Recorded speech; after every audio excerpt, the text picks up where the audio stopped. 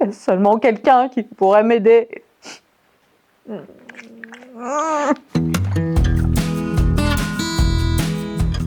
Oui, j'ai connu des chiens, des animaux vexés, des animaux avec un ego assez important. Comme souvent leurs humains d'ailleurs, peuvent rester vexés jusqu'à temps qu'ils se rendent compte que oui, c'est eux-mêmes qui privent quand ils se comportent comme ça. C'est assez drôle, on retrouve les mêmes travers chez les humains que chez les animaux et la gamme de comportements est la même. Ça me parle par exemple la jalousie quand tu as plusieurs chiens à la maison.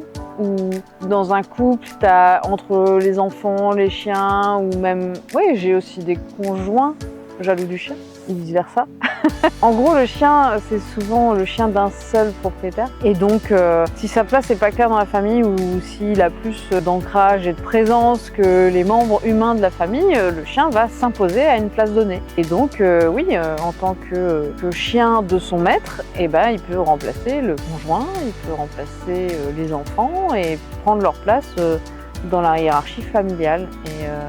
Ou vis-à-vis d'un autre chien qui serait dans la famille aussi, sans arrêt manifester ou vouloir une exclusivité sur les jouets, sur les caresses, sur un certain nombre de choses comme ça. Donc on peut, pareil, en constellation animale, lui expliquer que ça n'est pas le comportement souhaité.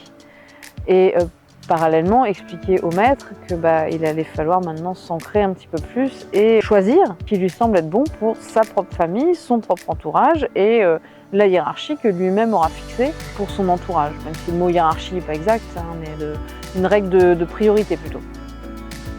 Envoyez un message privé si vous voulez en savoir plus sur nos séances.